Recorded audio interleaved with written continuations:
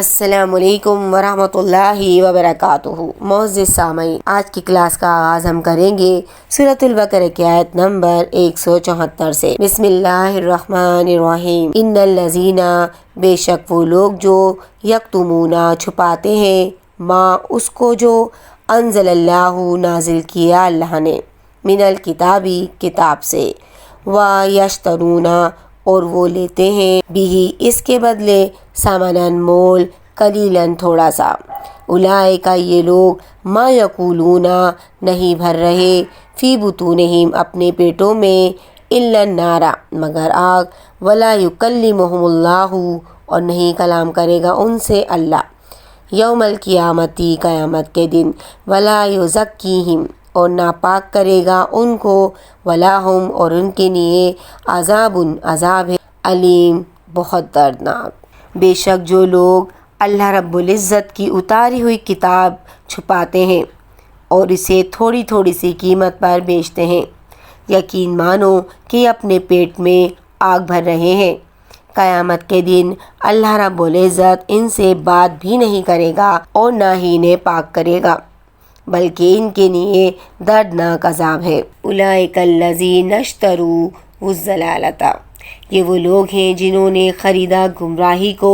بالہدیٰ ہدایت کے بدلے، والعذاب اور عذاب کو، بالمغفرت مغفرت کے بدلے، فما اصبرہم تو کس قدر صبر کرنے والے ہیں وہ، علی النار آگ پر۔ یہ وہ لوگ ہیں جنہوں نے گمراہی کو ہدایت کے بدلے اور عذاب کو مغفرت کے بدلے خرید لیا ہے، یہ لوگ آگ کا عذاب کتنا برداشت کرنے والے ہیں۔ ذالک یہ، بِأَنَّ اللَّهَ اس لیے کہ بے شک اللہ نے، نزل الکتاب نازل فرمائے کتاب، بالحق کی حق کے ساتھ، وَإِنَّ الَّذِينَ اخْتَلَفُوا اور بے شک وہ لوگ جنہوں نے اختلاف کیا، فی الکتاب کتاب میں، لفی شقاق یقیناً وہ مخالفت میں ہے، بعید بہت دور والی۔ ان عذابوں کا باعث یہی ہے کہ اللہ رب العزت نے سچی کتاب اتاری اور اس کتاب میں اختلاف کرنے والے یقیناً دور کے خلاف میں ہے۔ لیس البر نہیں ہے نیکی، ان یہ کہ تولو تم پھیر لو، وجوہکم اپنے چہرے، قبل المشرقی مشرق کی جانب، والمغربی اور مغرب کی جانب، ولکن البر اور لیکن نیکی تو وہ ہے، من جو آمنا ایمان لائے، باللہ اللہ کے ساتھ، والیوم الآخری اور یوم آخرت پر، والملائکتی اور فرشتوں، والکتابی اور کتابوں، والنبیین اور نبیوں، وآت المال اور وہ دے مال، علی حبہ باوجود اس کی محبت کے، ذوی القربیٰ قرابت داروں کو، والیتامیٰ اور یتیموں کو، والمساکین اور مسکینوں کو،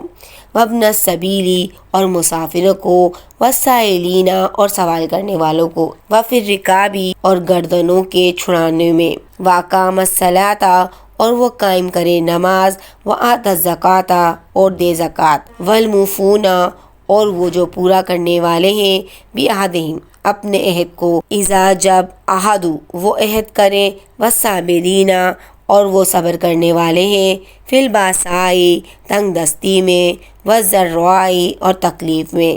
وحین الباس اور لڑائی کے وقت، اولئک الذین یہ لوگ ہیں جنہوں نے صدقوا سچ کہا، واولئک هم المتقون اور یہی لوگ ہیں متقی۔ ساری اچھائی مشرق اور مغرب کی طرف منہ کرنے میں ہی نہیں ہے، بلکہ حقیقتاً اچھا انسان وہ ہے جو اللہ رب العزت پر، قیامت کے دن پر، فرشتوں پر، اللہ رب العزت کی کتابوں پر اور نبیوں پر ایمان رکھنے والا ہو، جو مال سے محبت کرنے کے باوجود اسے قرابت داروں، یتیموں، مسکینوں اور مسافروں اور سوال کرنے والوں کو دے، غلاموں کو آزاد کرے، نمازوں کی پابندی اور زکوٰۃ کی ادائیگی کرے، جب وعدہ کرے تو اسے پورا کرے، تنگ دستی، دکھ، درد اور لڑائی کے وقت صبر کرے، یہی سچے لوگ ہیں اور یہی متقی اور پرہیزگار ہیں۔ یہ آیت مبارکہ قبلے کے زمن میں ہی نازل ہوئی ہے۔ ایک تو یہودی اپنے قبلے کو جو بیت المقدس کا مغربی حصہ ہے، اور نصارہ اپنے قبلے کو جو بیت المقدس کا مشرقی حصہ ہے، بڑی اہمیت دے رہے تھے اور اس پر فخر کر رہے تھے۔ دوسری طرف مسلمانوں کے تحویل قبلہ پر وہ چیمگوئیاں کر رہے تھے، جس سے بعض مسلمان بھی پریشانی کا شکار ہو جاتے۔ اللہ رب العزت نے فرمایا، مشرق یا مغرب کی طرح رخ کر لینا بذات خود کوئی نیکی نہیں ہے، بلکہ یہ تو صرف مرکزیت اور اجتماعیت کے حصول کا ایک طریقہ ہے۔ اصلی نیکی تو ان عقائد پر ایمان رکھنا ہے جو اللہ رب العزت نے بیان فرمایا ہے، اور ان اعمال اور اخلاق کو اپنانا ہے جس کی تاکید اللہ رب العزت نے کی ہے۔ پھر آگے ان عقائد اور اعمال کو بیان فرمایا کہ اللہ پر ایمان لانا یہ ہے کہ اللہ رب العزت اپنی تمام ذات اور صفات میں یکتا ہے، وہ تمام عیبوں سے پاک ہے۔ قرآن و حدیث میں بیان کردہ تمام صفات باری کو تسلیم کیا جائے اور ان پر اسی طرح عمل کیا جائے جس طرح اس پر عمل کرنے کا ہمیں حکم دیا گیا ہے۔ یعنی آخرت کے دن پر ایک مومن کو یقین ہونا چاہیے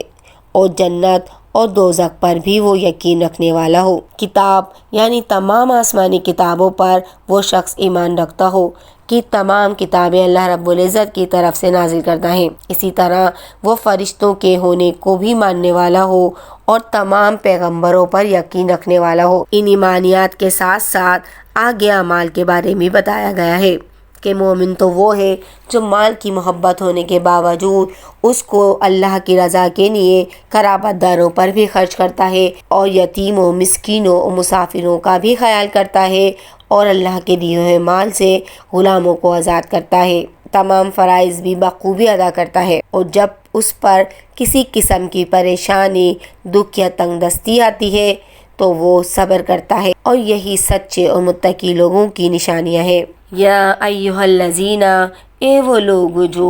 آمنو ایمان لائے ہو، کتبہ لکھ دیا گیا ہے، علیکم القصاص تم پر برابر کا بدلہ لینا، فی القتلی مقتولوں میں، الحر آزاد کے، بالحر بدلے آزاد کے، والعبد اور غلام، بالعبد بدلے غلام کے، والانثی اور عورت، بالانثی بدلے عورت کے، فمن پھر جو شخص کے عفیہ معاف کر دیا گیا، لہو اسے، من اخیہ اس کے بھائی کی طرف سے، شیئن کچھ، فاتباع تو پیروی کرنی ہے، بالمعروف دستور کے مطابق، واداء اور ادا کرنا ہے، الیہ اس کی طرف، بھی احسان اچھائی کے ساتھ، ذالک یہ تخفیف ہے، من ربکم تمہارے رب کی طرف سے، والرحمہ اور رحمت، فمن اعتدی پھر جس شخص نے زیادتی کی، بعد ذالک اس کے بعد، فلاح تو اس کے لیے، عذاب ہے، علیم نہایت دردناک۔ اے ایمان والوں، تم پر مقتولوں کا قصاص لینا فرض کیا گیا ہے، آزاد کے بدلے، غلام کے بدلے، عورت کے بدلے، ہاں جس کسی کو اس کے بھائی کی طرف سے کچھ معافی دے دی جائے، اسے بھلائی کی اتباع کرنی چاہیے اور آسانی کے ساتھ دیت ادا کرنی چاہیے، تمہارے رب کی طرف سے یہ تخفیف اور رحمت ہے۔ اس کے بعد بھی جو سرکشی کرے اسے دردناک عذاب ملے گا۔ زمانے جاہلیت میں کوئی منظم قانون نہیں تھا، اسی لیے طاقتور قبیلہ کمزور قبیلوں پر جس طرح چاہتا ظلم و زیادتی کا ان کو نشانہ بناتا۔ اسی طرح ایک ظلم کی شکل یہ بھی تھی، کسی طاقتور قبیلے کا اگر کوئی مرد قتل کر دیا جاتا تو وہ صرف قاتل کو قتل کرنے کے بجائے قاتل کے قبیلے کے کئی مردوں کو، بلکہ کبھی تو ایسا ہوتا تھا کہ پورے قبیلے کو ہی وہ لوگ تہس نہس کرنے کی کوشش کرتے تھے، اور عورت کے بدلے مرد کو اور غلام کے بدلے آزاد کو قتل کرتے۔ اللہ رب العزت نے اس فرق کو ختم کرتے ہوئے فرمایا کہ جو قاتل ہوگا تو قصاص میں یعنی کہ قتل کے بدلے اسی کو قتل کیا جائے گا، قاتل آزاد ہے تو بدلے میں وہی آزاد، غلام ہے تو بدلے میں وہی غلام، اور عورت ہے تو بدلے میں وہی عورت قتل کی جائے گی۔ اس طرح نہیں ہوگا کہ غلام کی جگہ آزاد اور عورت کی جگہ مرد، یا ایک مرد کے بدلے میں بہت سارے مردوں کو قتل کیا جائے۔ اس کا مطلب یہ نہیں ہے کہ مرد اگر عورت کو قتل کر دے تو قصاص میں کوئی عورت قتل کی جائے گی یا عورت مرد کو قتل کر دے تو کسی مرد کو قتل کیا جائے گا، جیسا کہ اس کے ظاہری مفہوم سے پتہ چلتا ہے، بلکہ یہ الفاظ شان نزول کے اعتبار سے ہیں، جس سے اس بات کی وضاحت ہو جاتی ہے کہ قصاص میں قاتل ہی کو قتل کیا جائے گا، چاہے وہ مرد ہو یا عورت، طاقتور ہو یا کمزور۔ تمام مسلمانوں کے خون مرد ہو یا عورت برابر ہیں۔ حدیث مبارکہ ہے کہ مسلمان کو کافر کے بدلے قتل نہیں کیا جائے گا۔ پھر یہاں معافی کی 2 صورتیں بیان کی گئیں، ایک بغیر معاوضے کے یعنی بغیر دیت کے، اللہ رب العزت کی رضا کے لیے کوئی انسان معاف کر دیتا ہے۔ دوسری صورت یہ ہے کہ قصاص کی بجائے دیت قبول کر لیتا ہے۔ اگر یہ دوسری صورت اختیار کی جائے تو کہا جا رہا ہے تو طالب دیت بھلائی کی اتباع کرے۔ وَأَدَاءٌ إِلَيْهِ بِإِحْسَانٍ،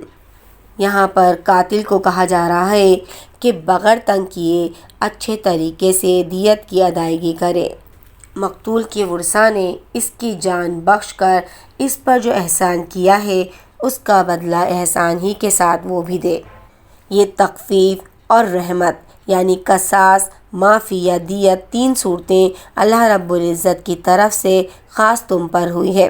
ورنہ اس سے پہلے اہل تورات کے لیے قصاص یا معافی تھی، دیت نہیں تھی، اور اہل انجیل یعنی عیسائیوں میں صرف معافی ہی تھی، قصاص تھا نہ ہی دیت تھی۔ اگر کوئی قبول دیت یا اخذ دیت کے بعد قتل بھی کر دے تو یہ سرکشی اور زیادتی ہے، جس کی سزا اسے دنیا اور آخرت میں بھگتنی ہوگی۔ جب قاتل کو یہ خوف ہوگا کہ میں بھی قصاص میں قتل کر دیا جاؤں گا تو پھر اسے کسی کو قتل کرنے کی جرت نہیں ہوگی، اور جس معاشرے میں یہ قانون نافذ ہو جاتا ہے وہاں یہ خوف معاشرے کو قتل اور خون ریزی سے محفوظ رکھتا ہے، اور اس معاشرے میں نہایت امن اور سکون رہتا ہے۔ وَلَکُمْ، اور تمہارے لیے، فِی الْقِصَاصِ، برابر کا بدلہ لینے میں، حیاتٌ یا اولی الالباب، زندگی ہے اے عقل مندو، لعلکم، شاید کہ تم، تتقون، بچو۔ عقل مندو، قصاص میں تمہارے لیے زندگی ہے، اس باعث تم قتل ناحق سے رکو گے۔ اللہ رب العزت ہم سب کو اپنے احکامات کی پابندی کرنے کی توفیق عطا فرمائے اور ہمیں قرآن و سنت پر عمل کرنے والا بنائے، آمین یا رب العالمین۔